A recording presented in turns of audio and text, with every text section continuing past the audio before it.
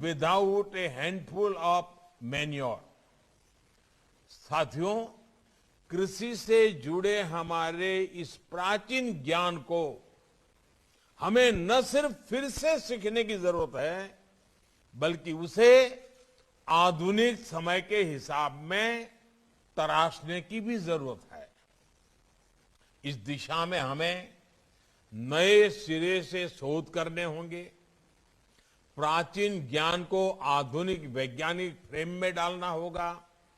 इस दिशा में हमारे आईसीएआर जैसी संस्थानों की, कृषि विज्ञान केंद्रों, कृषि विश्वविद्यालयों की भूमिका बहुत बड़ी हो सकती है।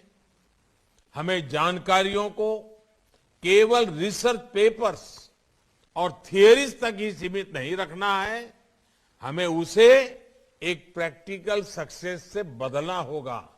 लैब टू लैंड, यही हमारी यात्रा होगी। इसकी शुरुआत भी हमारे ये संस्थान कर सकते हैं। आप ये संकल्प ले सकते हैं कि आप नेचुरल फार्मिंग को, प्राकृतिक खेती को ज्यादा से ज्यादा किसानों तक ले जाएंगे। आप जब ये करके दिखाएंगे कि ये सफलता के साथ संभव है, तो सामान्य मानवी भी इससे जल्द से जल्द जुड़ेंगे। साथियों, नया सीखने के साथ हमें उन गलतियों को भुलाना भी पड़ेगा जो खेती के तौर तरीकों में आ गई है। जानकार ये बताते हैं कि खेत में आग लगाने से धरती अपनी उपजाऊ क्षमता खोती जाती है। हम देखते हैं कि जिस प्रकार मिट्टी को, और ये बात समझने जैसी है, जिस प्रकार मिट्टी को जब तपाया जाता है तो वो ईंट का रूप ले लेती है, और वो ईंट इतनी मजबूत बन जाती है कि इमारत बन जाती है। लेकिन फसल के अवशेषों को जलाने की हमारी यहां परंपरा सी पड़ गई है। पता है कि मिट्टी तपती है तो ईंट बन जाती है, फिर भी हम मिट्टी तपाते रहते हैं। इसी तरह एक भ्रम ये भी पैदा हो गया है कि बिना केमिकल के फसल अच्छी होगी ही नहीं, जबकि सच्चाई इसके बिल्कुल उलट है। पहले केमिकल नहीं होते थे, लेकिन फसल अच्छी होती थी। मानवता के विकास का इतिहास इसका साक्षी है।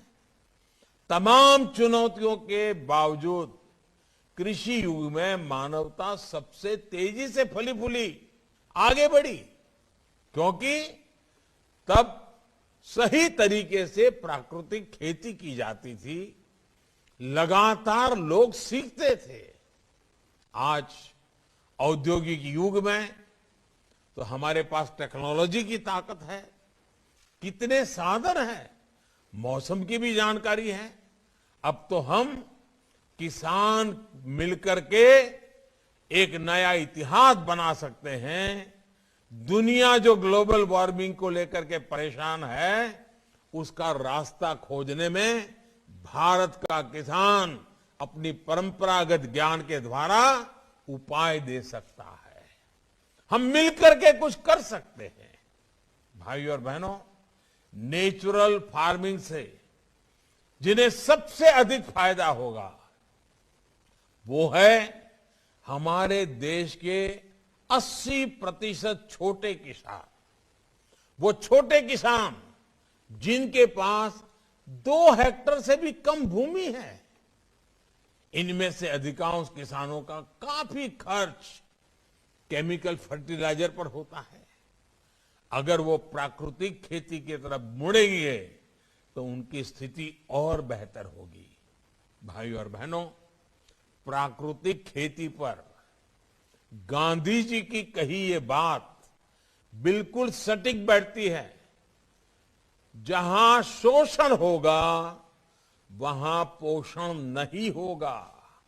गांधी जी कहते थे कि मिट्टी को अलटना, पटलना, भूल जाना, खेत की गुडाई भूल जाना एक तरह से खुद को भूल जाने की तरह है। मुझे संतोष है कि बीते कुछ सालों में देश के अनेक राज्यों में इसे सुधार आ रहा है। हाल के वर्षों में हजारों किसान प्राकृतिक खेती को अपना चुके हैं।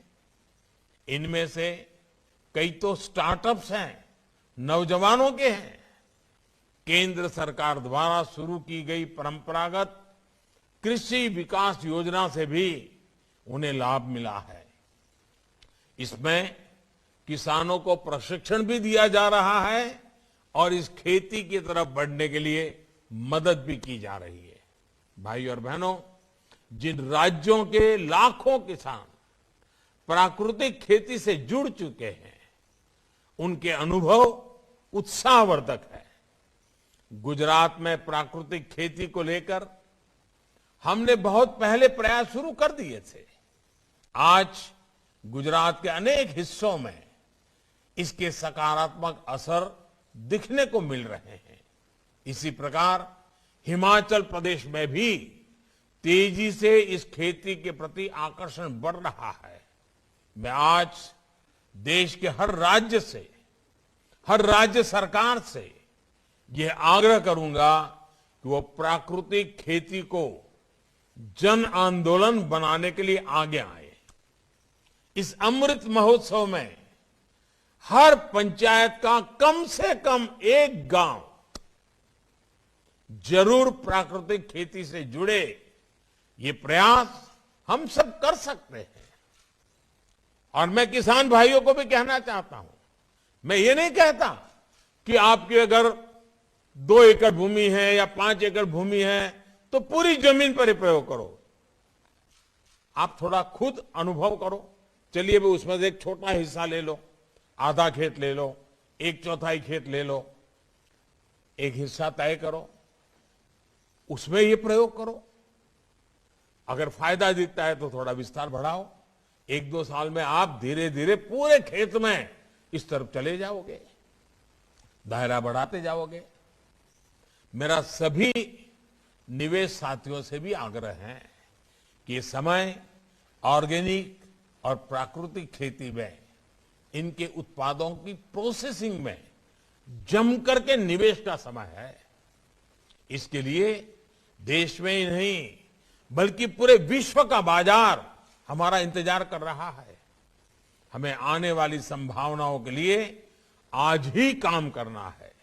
साथियों, इस अमृत काल में दुनिया के लिए फूड सिक्योरिटी और प्रकृति से समन्वय का बेहतरीन समाधान हमें भारत से देना है। क्लाइमेट चेंज समिट में मैंने दुनिया से लाइफस्टाइल फॉर एनवायरनमेंट यानी लाइफ को ग्लोबल मिशन बनाने का आह्वान किया था। 21वीं सदी में इसका नेतृत्व भारत करने वाला है, भारत का किसान करने वाला है। इसलिए आइए आजादी के अमृत महोत्सव में मां भारती की धरा को रासायनिक खाद और कीटनाशकों से मुक्त करने का संकल्प ले। दुनिया को स्वस्थ धरती, स्वस्थ जीवन का रास्ता दिखाएं। आज देश ने आत्मनिर्भर भारत का सपना संजोया है। आत्मनिर्भर भारत तभी बन सकता है जब उसकी कृषि आत्मनिर्भर बने, एक एक किसान आत्मनिर्भर बने। और ऐसा तभी हो सकता है जब अप्राकृतिक खाद और दवाइयों के बदले हम मां भारती की मिट्टी का संवर्धन गोवर्धन से करें, प्राकृतिक तत्वों से करें। हर देशवासी हर चीज के हित में, हर जीव के हित में प्राकृतिक खेती को हम जन आंदोलन बनाएंगे। इसी विश्वास के साथ मैं गुजरात सरकार का, गुजरात के मुख्यमंत्री जी का, उनकी पूरी टीम का इस इनिशिएटिव के लिए पूरे गुजरात में इसको एक आंदोलन का रूप देने के लिए और आज पूरे देश के किसानों को जोड़ने के लिए मैं संबंधित सभी का हृदय से बहुत बहुत अभिनंदन करता हूं। बहुत बहुत धन्यवाद।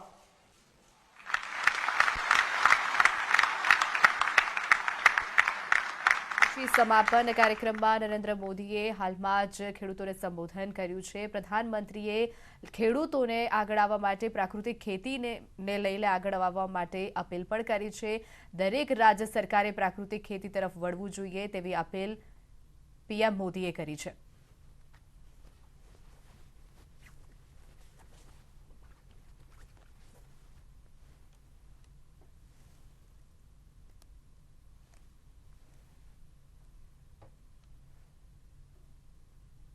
અને હવે વાત કરીએ